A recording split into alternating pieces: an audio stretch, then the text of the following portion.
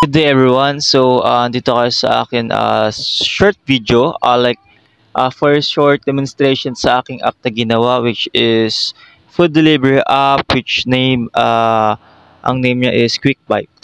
So, makikita niyo dito sa may baba is yung sa taas pala makikita niyo dun yung future look ng aking app. And then yung sa baba nun, makikita niyo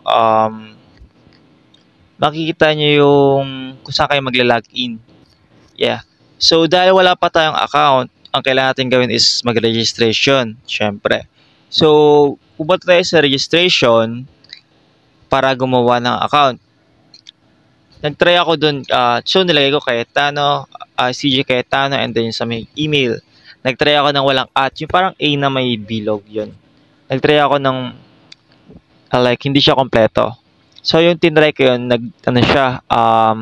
nag-error, dapat daw complete kasi incomplete daw yung ganun. So, yun, tinry ko siya. And then, nalagay ko is cayetano@gmail.com, ganun.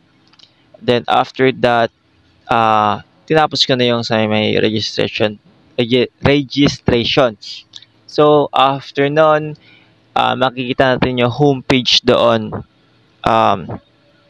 Yung homepage is makita nyo yung mga foods doon. Some of the features are not working kasi early stage lang app yon. And then ang hirap yun, hindi ako marunong gumawa ng palang functional na app. I don't know how to do that.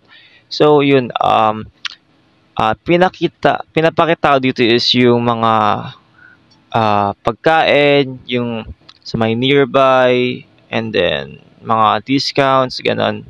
And then, sa may baba, yung mga unfunction pa hindi siya gumagana. Sa may taas naman, sa may right corner, makikita natin dito is yung edit profile. Doon ka pwede mag-edit ng profile mo. And then, may dark mode doon. And then, tinatry ko nga, hindi siya gumagana. Kasi, syempre, hindi ako marunong. So, yun. Makikita mo doon yung is sa may baba, makita mo yung mga terms and privacy, and then yung mga iba pang nilalaman ng settings. Makikita yun doon. And then sa may taas, makikita yun doon yung user, yung picture ng user, which is wala pa ako. And then, makikita nyo yung name doon, which is Aja Cayetano. And then yun yung name ng user. So yun, dun yung makikita yung name ng user. And then yun lang. Thank you for watching the videos and then watching my demonstration on this prototype mobile app. Bye bye.